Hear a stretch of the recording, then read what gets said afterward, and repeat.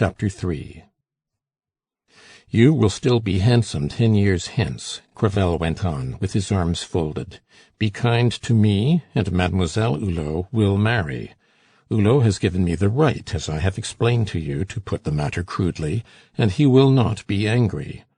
In 3 years I have saved the interest on my capital, for my dissipations have been restricted. I have 300,000 francs in the bank over and above my invested fortune. They are yours." "Go," said Madame Hulot.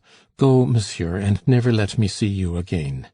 But for the necessity in which you placed me to learn the secret of your cowardly conduct with regard to the match I had planned for Hortense, yes, cowardly," she repeated in answer to a gesture from Crevel. "How can you load a poor girl, a pretty innocent creature, with such a weight of enmity? But for the necessity that goaded me as a mother, you would never have spoken to me again, never again have come within my doors. 32 years of an honorable and loyal life shall not be swept away by a blow from Monsieur Crevel." The retired perfumer, successor to César Birotteau at the Queen of the Roses, Rue Saint Honoré, added Crevel in mocking tones, deputy mayor, captain in the National Guard, chevalier of the Legion of Honor, exactly what my predecessor was. "Monsieur," said the Baroness, "if, after 20 years of constancy, Monsieur Hulot is tired of his wife, that is nobody's concern but mine.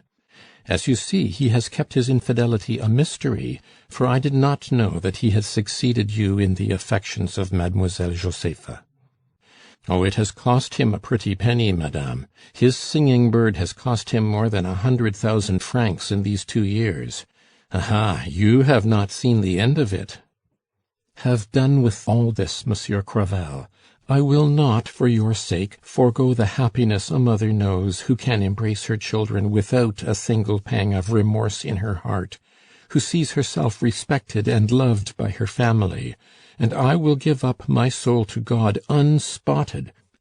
"Amen!" exclaimed Crevel, with the diabolical rage that embitters the face of these pretenders when they fail for the second time in such an attempt.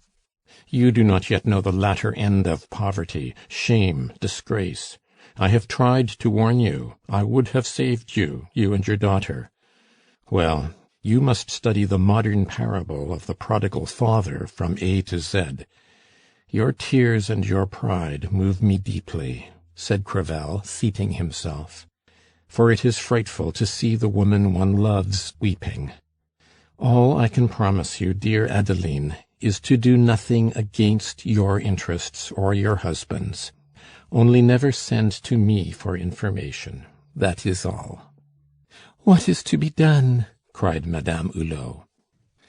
Up to now the Baroness had bravely faced the threefold torment which this explanation inflicted on her, for she was wounded as a woman, as a mother, and as a wife. In fact, so long as her son's father-in-law was insolent and offensive, she had found the strength in her resistance to the aggressive tradesman. But the sort of good nature he showed, in spite of his exasperation as a mortified adorer and as a humiliated National Guardsman, broke down her nerve, strung to the point of snapping. She wrung her hands, melted into tears, and was in a state of such helpless dejection that she allowed Crevel to kneel at her feet, kissing her hands. "Good God, what will become of us?" she went on, wiping away her tears. "Can a mother sit still and see her child pine away before her eyes? What is to be the fate of that splendid creature, as strong in her pure life under her mother's care as she is by every gift of nature? There are days when she wanders round the garden, out of spirits without knowing why. I find her with tears in her eyes." "She is 21, said Crevel. "Must I place her in a convent?" asked the Baroness. "But in such cases religion is impotent to subdue nature, and the most piously trained girls lose their head. Get up, pray, monsieur. Do you not understand that everything is final between us? That I look upon you with horror? That you have crushed a mother's last hopes?" "But if I were to restore them?" asked he. Madame Hulot looked at Crevel with a frenzied expression that really touched him. But he drove pity back to the depths of his heart. She had said, "I look upon you with horror." Virtue is always a little too rigid. It overlooks the shades and instincts by help of which we are able to tack when in a false position. So handsome a girl as Mademoiselle Hortense does not find a husband nowadays if she is penniless, Crevel remarked, resuming his starchiest manner. Your daughter is one of those beauties who rather alarm intending husbands, like a thoroughbred horse which is too expensive to keep up to find a ready purchaser. If you go out walking with such a woman on your arm, everyone will turn to look at you, and follow and covet his neighbor's wife. Such success is a source of much uneasiness to men who do not want to be killing lovers, for after all, no man kills more than one. In the position in which you find yourself, there are just 3 ways of getting your daughter married. Either by my help, and you will have none of it, that is one, or by finding some old man of 60, very rich, childless, and anxious to have children. That is difficult, still such men are to be met with. Many old men take up with a Josepha, a Jenny Cadine. Why should not one be found who is ready to make a fool of himself under legal formalities? If it were not for Celestine and our 2 grandchildren, I would marry Hortense myself. That is 2. The last way is the easiest. Madame Hulot raised her head and looked uneasily at the ex-perfumer. Paris is a town whither every man of energy, and they sprout like saplings on French soil, comes to meet his kind. Talent swarms here without hearth or home, and energy equal to anything, even to making a fortune. Well, these youngsters, your humble servant was such a one in his time, and how many he has known. What had du Tillet or Popinot 20 years since? They were both pottering around in Daddy Birotteau's shop, with not a penny of capital but their determination to get on, which, in my opinion, is the best capital a man can have. Money may be eaten through, but you don't eat through your determination. Why, what had I? The will to get on, and plenty of pluck. At this day du Tillet is a match for the greatest folks. Little Popinot, the richest druggist of the Rue des Lombards, became a deputy. Now he is in office. Well, one of these free lances, as we say on the stock market, of the pen or of the brush, is the only man in Paris who would marry a penniless beauty, for they have courage enough for anything. Monsieur Popinot married Mademoiselle Birotteau without asking for a farthing. Those men are madmen, to be sure. They trust in love as they trust in good luck and brains. Find a man of energy who will fall in love with your daughter, and he will marry without a thought of money. You must confess that by way of an enemy I am not ungenerous, for this advice is against my own interests. Oh, Monsieur Crevel, if you would indeed be my friend and give up your ridiculous notions. Ridiculous? Madame, do not run yourself down. Look at yourself. I love you, and you will come to be mine. The day will come when I shall say to Hulot, "You took Josepha, I have taken your wife." It is the old law of tit for tat, and I will persevere till I have attained my end, unless you should become extremely ugly. I shall succeed, and I will tell you why," he went on, resuming his attitude and looking at Madame Hulot. "You will not meet with such an old man or such a young lover," he said after a pause, "because you love your daughter too well to hand her over to the manoeuvres of an old libertine, and because you, the Baronne Ullo, sister of the old lieutenant general who commanded the veteran grenadiers of the Old Guard, will not condescend to take a man of spirit wherever you may find him, for he might be a mere craftsman, as many a millionaire of to-day was 10 years ago, a working artisan, or the foreman of a factory. And then, when you see the girl urged by her 20 years, capable of dishonoring you all, you will say to yourself, 'It will be better that I should fall. If Monsieur Crevel will but keep my secret, I will earn my daughter's portion, 200,000 francs for 10 years' attachment to that old glove-seller, old Crevel. I disgust you, no doubt, and what I am saying is horribly immoral, you think? But if you happen to have been bitten by an overwhelming passion, you would find 1,000 arguments in favor of yielding, as women do when they are in love. Yes, and Hortense's interests will suggest to your feelings such terms of surrendering your conscience." "Hortense has still an uncle." "What, old Fischer? He is winding up his concerns, and that again is the Baron's fault. His rake is dragged over every till within his reach." "Comte Hulot?" "Oh, madame, your husband has already made thin air of the old general's savings. He spent them in furnishing his singer's rooms. Now come, am I to go without a hope?"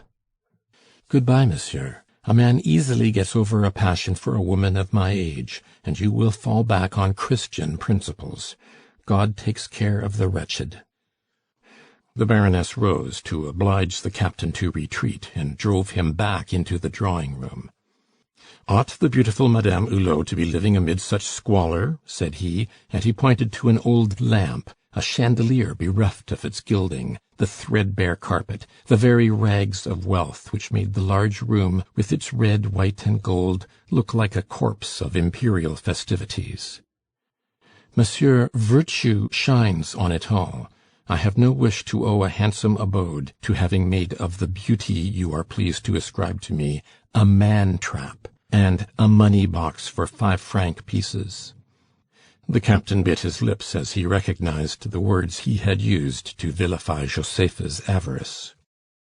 "And for whom are you so magnanimous?" said he. By this time the Baroness had got her rejected admirer as far as the door. "For a libertine," said he, with a lofty grimace of virtue and superior wealth. "If you are right, my constancy has some merit, monsieur. That is all." After bowing to the officer as a woman bows to dismiss an importune visitor, she turned away too quickly to see him once more fold his arms. She unlocked the doors she had closed, and did not see the threatening gesture which was Crevel's parting greeting. She walked with a proud, defiant step, like a martyr to the Colosseum, but her strength was exhausted. She sank on the sofa in her blue room, as if she were ready to faint, and sat there with her eyes fixed on the tumble-down summer-house, where her daughter was gossiping with Cousin Betty. From the first days of her married life to the present time, the Baroness had loved her husband, as Josephine in the end had loved Napoleon, with an admiring, maternal, and cowardly devotion. Though ignorant of the details given her by Crevel, she knew that for 20 years past Baron Hulot had been anything rather than a faithful husband. But she had sealed her eyes with lead, she had wept in silence, and no word of reproach had ever escaped her. In return for this angelic sweetness, she had won her husband's veneration, and something approaching to worship from all who were about her. A wife's affection for her husband and the respect she pays him are infectious in a family. Hortense believed her father to be a perfect model of conjugal affection. As to their son, brought up to admire the Baron, whom everybody regarded as one of the giants who so effectually backed Napoleon, he knew that he owed his advancement to his father's name, position, and credit. And besides, the impressions of childhood exert an enduring influence. He still was afraid of his father, and if he had suspected the misdeeds revealed by Crevel, as he was too much overawed by him to find fault, he would have found excuses in the view every man takes of such matters. It now will be necessary to give the reasons for the extraordinary self-devotion of a good and beautiful woman, and this, in a few words, is her past history. 3 brothers, simple laboring men, named Fischer, and living in a village situated on the furthest frontier of Lorraine, were compelled by the Republican conscription to set out with the so-called Army of the Rhine. In 1799, the second brother, André, a widower and Madame Hulot's father, left his daughter to the care of his elder brother, Pierre Fischer, disabled from service by a wound received in 1797, and made a small private venture in the military transport service, an opening he owed to the favor of Ullo d'Ervy, who was high in the commissariat. By a very obvious chance, Ullo, coming to Strasbourg, saw the Fischer family. Adeline's father and his younger brother were at that time contractors for forage in the province of Alsace. Adeline, then 16 years of age, might be compared with the famous Madame du Barry, like her, a daughter of Lorraine. She was one of those perfect and striking beauties, a woman like Madame Tallien, finished with peculiar care by nature, who bestows on them all her choicest gifts: distinction, dignity, grace, refinement, elegance, flesh of a superior texture, and a complexion mingled in the unknown laboratory where good luck presides. These beautiful creatures all have something in common. Bianca Capella, whose portrait is one of Bronzino's masterpieces; Jean Goujon's Venus, painted from the famous Diane de Poitiers; Signora Olympia, whose picture adorns the Doria Gallery; Ninon, Madame du Barry, Madame Tallien, Mademoiselle Georges, Madame Récamier, all these women who preserved their beauty in spite of years of passion and of their life of excess and pleasure, have in figure, frame, and in the character of their beauty certain striking resemblances, enough to make one believe that there is in the ocean of generations an Aphrodisian current, whence every such Venus is born, all daughters of the same salt wave. Adeline Fischer, one of the loveliest of this race of goddesses, had the splendid type, the flowing lines, the exquisite texture of a woman born a queen. The fair hair that our mother Eve received from the hand of God, the form of an empress, an air of grandeur, and an august line of profile, with her rural modesty, made every man pause in delight as she passed, like amateurs in front of a Raphael. In short, having once seen her, the commissariat officer made Mademoiselle Adeline Fischer his wife as quickly as the law would permit, to the great astonishment of the Fischers, who had all been brought up in the fear of their betters. The eldest, a soldier of 1792, severely wounded in the attack on the lines at Wissembourg, adored the Emperor Napoleon and everything that had to do with the Grande Armée. André and Johann spoke with respect of Commissary Hulot, the Emperor's protégé, to whom indeed they owed their prosperity. For Ullo d'Ervy, finding them intelligent and honest, had taken them from the army provision wagons to place them in charge of a government contract needing despatch. The brothers Fischer had done further service during the campaign of 1804. At the peace, Hulot had secured for them the contract for forage from Alsace, not knowing that he would presently be sent to Strasbourg to prepare for the campaign of 1806. This marriage was like an assumption to the young peasant girl. The beautiful Adeline was translated at once from the mire of her village to the paradise of the imperial court, for the contractor, one of the most conscientious and hard-working of the commissariat staff, was made a baron, obtained a place near the emperor, and was attached to the imperial guard. The handsome rustic bravely set to work to educate herself for love of her husband, for she was simply crazy about him, and indeed the commissariat officer was as a man a perfect match for Adeline as a woman. He was one of the picked corps of fine men, tall, well-built, fair, with beautiful blue eyes full of irresistible fire and life. His elegant appearance made him remarkable by the side of D'Orsay, Forbin, Ouvrard, in short, in the battalion of fine men that surrounded the Emperor. A conquering buck, and holding the ideas of the Directoire with regard to women, his career of gallantry was interrupted for some long time by his conjugal affection. To Adeline the Baron was, from the first, a sort of god who could do no wrong. To him she owed everything. Fortune, she had a carriage, a fine house, every luxury of the day. Happiness, he was devoted to her in the face of the world. A title, for she was a baroness. Fame, for she was spoken of as the beautiful Madame Hulot, and in Paris. Finally, she had the honor of refusing the Emperor's advances, for Napoleon made her a present of a diamond necklace, and always remembered her, asking now and again, "And is the beautiful Madame Hulot still a model of virtue?" in the tone of a man who might have taken his revenge on one who should have triumphed where he had failed.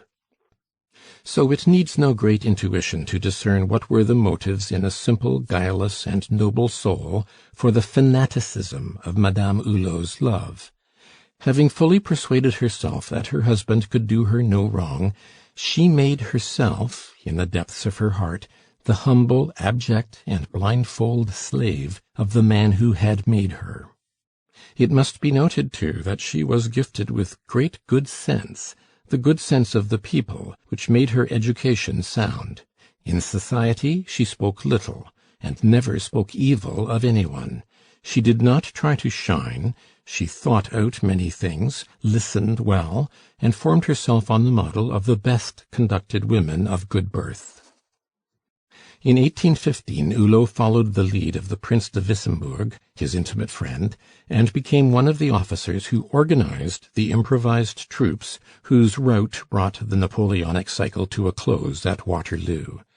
In 1816 the Baron was one of the men best hated by the Feltre administration, and was not reinstated in the commissariat till 1823, when he was needed for the Spanish War. In 1830 he took office as the fourth wheel of the coach, at the time of the levies, a sort of conscription made by Louis Philippe on the old Napoleonic soldiery. From the time when the younger branch ascended the throne, having taken an active part in bringing that about, he was regarded as an indispensable authority at the War Office. He had already won his marshal's baton, and the king could do no more for him unless by making him minister or a peer of France. From 1818 till 1823, having no official occupation, Baron Hulot had gone on active service to womankind. Madame Hulot dated her Hector's first infidelities from the grand finale of the Empire. Thus, for 12 years the Baroness had filled the part in her household of prima donna assoluta without a rival. She still could boast of the old-fashioned, inveterate affection which husbands feel for wives who are resigned to be gentle and virtuous helpmates. She knew that if she had a rival, that rival would not subsist for 2 hours under a word of reproof from herself. But she shut her eyes, she stopped her ears, she would know nothing of her husband's proceedings outside his home. In short, she treated her Hector as a mother treats a spoiled child. 3 years before the conversation reported above, Hortense, at the Théâtre des Variétés, had recognized her father in a lower-tier stage-box with Jenny Cadine, and had exclaimed, "There's papa!" "You are mistaken, my darling. He is at the Marshal's," the Baroness replied. She, too, had seen Jenny Cadine, but instead of feeling a pang when she saw how pretty she was, she said to herself, "That rascal Hector must think himself very lucky." She suffered, nevertheless. She gave herself up in secret to rages of torment, but as soon as she saw Hector, she always remembered her 12 years of perfect happiness, and could not find it in her to utter a word of complaint. She would have been glad if the Baron would have taken her into his confidence, but she never dared to let him see that she knew of his kicking over the traces, out of respect for her husband. Such an excess of delicacy is never met with but in those grand creatures, daughters of the soil, whose instinct it is to take blows without ever returning them. The blood of the early martyrs still lives in their veins. Well-born women, their husbands' equals, feel the impulse to annoy them, to mark the points of their tolerance, like points at billiards, by some stinging word, partly in the spirit of diabolical malice, and to secure the upper hand or the right of turning the tables. The Baroness had an ardent admirer in her brother-in-law, Lieutenant General Ullo, the venerable colonel of the Grenadiers of the Imperial Infantry Guard, who was to have a marshal's baton in his old age. This veteran, after having served from 1830 to 1834 as commandant of the military division, including the departments of Brittany, the scene of his exploits in 1799 and 1800, had come to settle in Paris near his brother, for whom he had a fatherly affection. This old soldier's heart was in sympathy with his sister-in-law. He admired her as the noblest and saintliest of her sex. He had never married, because he hoped to find a second Adeline, though he had vainly sought for her through 20 campaigns in as many lands. To maintain her place in the esteem of this blameless and spotless old republican, of whom Napoleon had said, "That brave old Ullo is the most obstinate republican, but he will never be false to me," Adeline would have endured griefs even greater than those that had just come upon her. But the old soldier, 72 years of age, battered by 30 campaigns, and wounded for the 27th time at Waterloo, was Adeline's admirer, and not a protector. The poor old Count, among other infirmities, could only hear through a speaking trumpet. So long as Baron Hulot d'Ervy was a fine man, his flirtations did not damage his fortune. But when a man is 50, the Graces claim payment. At that age, love becomes vice. Insensate vanities come into play. Thus, at about that time, Adeline saw that her husband was incredibly particular about his dress. He dyed his hair and whiskers, and wore a belt and stays. He was determined to remain handsome at any cost. This care of his person, a weakness he had once mercilessly mocked at, was carried out in the minutest details. At last Adeline perceived that the pactolus poured out before the Baron's mistresses had its source in her pocket. In 8 years he had dissipated a considerable amount of money, and so effectually that on his son's marriage 2 years previously, the Baron had been compelled to explain to his wife that his pay constituted their whole income. "What shall we come to?" asked Adeline. "Be quite easy," said the official. "I will leave the whole of my salary in your hands, and I will make a fortune for Hortense and some savings for the future in business." The wife's deep belief in her husband's power and superior talents, in his capabilities and character, had, in fact, for the moment, allayed her anxiety.